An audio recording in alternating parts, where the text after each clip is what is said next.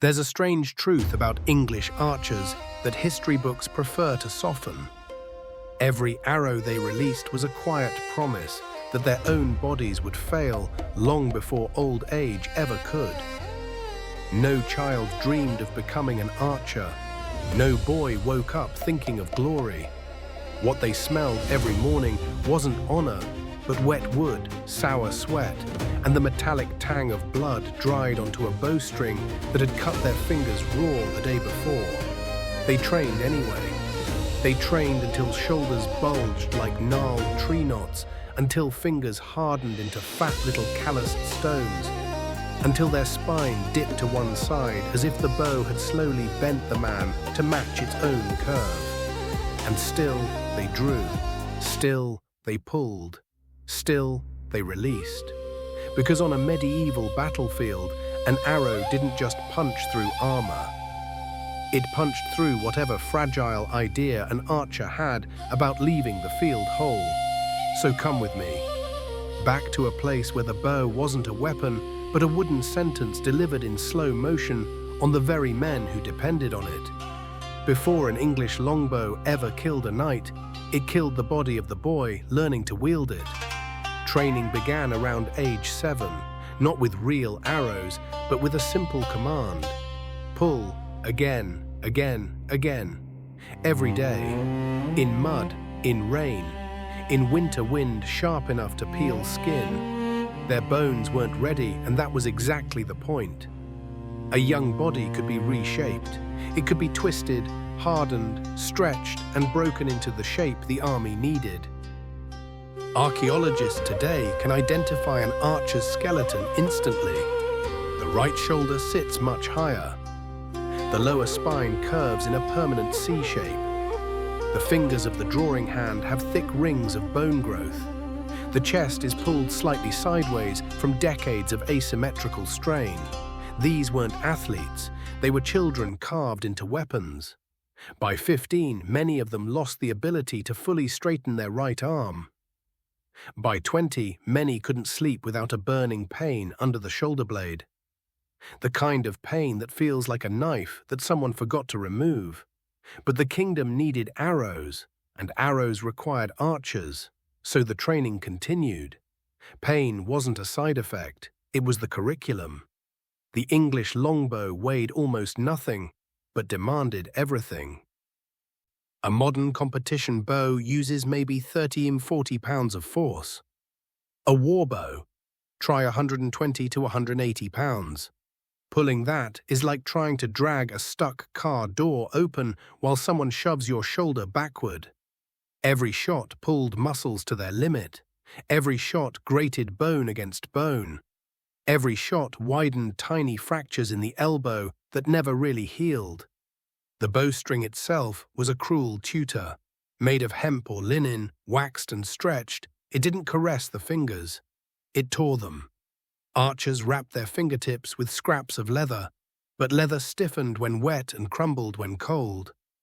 So when winter came, every draw felt like pulling a serrated wire across soft skin. Some archers lost their fingernails entirely. Some split their fingertips down the middle. Some developed so much scar tissue that their fingers became thick, blunt tools, better suited for gripping rope than holding a spoon. This is the part no movie shows. The bow did not forgive mistakes. It punished them. The moment an archer released a shot, his entire body recoiled like he had been hit rather than hitting. The string snapped forward, and the bow sent an arrow screaming into the air with the force of a small hammer. That impact didn't leave the archer untouched. The shock traveled back through the bow, into the wrist, up the forearm, and nested in the elbow joint like a splinter left under the skin. After 10 shots, the arm burned. After 50, it shook. After 100, it screamed. Now imagine shooting 1,000 arrows in one battle, because that is exactly what they did. Agincourt wasn't a duel, it was attrition. Each archer carried between 60 and 72 arrows. When those ran out, they pulled arrows from the mud, from the fallen, from corpses with shafts still vibrating in their chests. Even the knights feared them, but the archers feared their own bodies more. There are written accounts of archers collapsing from exhaustion long before the enemy ever reached them. Their muscles simply quit. The body had no more to give. The arrow of a longbow wasn't elegant. It didn't glide, it punched. A bodkin pointer long, narrow, triangular spearhead was designed not to cut, but to pierce. Its job was simple: create a hole in steel, flesh, bone in that order. From 8,100 meters, it could punch through a knight's plate armor and sometimes continue traveling straight through the man behind him. At closer range, it could enter the body so deeply that surgeons of the time didn't even attempt removal. They snapped the shaft, left the metal buried, and hoped infection killed slower than bleeding. But there's an irony here that history doesn't highlight. Every arrow that shattered a knight's armor also added one more shockwave of pain to the archer's ruined joints. Victory was bought inch by inch from the archer's own skeleton. Imagine a field soaked not just with rain, but with thousands of arrows falling at the speed of thrown stones. A sky darkening with shafts, a sound like hard rain hitting metal rooftops. Knights struggling forward in mud made slippery by blood, and behind them rows of English archers panting, shaking, fingers bleeding, still drawing that same merciless bow. We remember Agincourt as a miracle. We forget what it did to the men who made it happen. Some archers walked off the field with hands so swollen they couldn't hold a cup. Some had shoulders locked in place for days.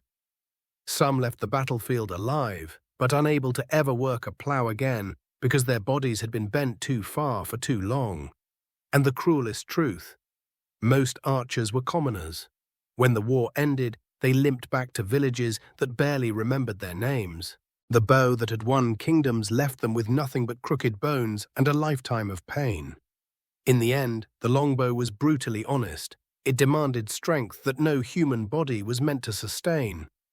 It won battles that shaped Europe, and it left behind skeletons that still tell its story 6 centuries later. Not a story of heroism, but of sacrifice so deep it carved itself into bone. This is the truth of the English longbow. It pierced armor, and it pierced the men who pulled it.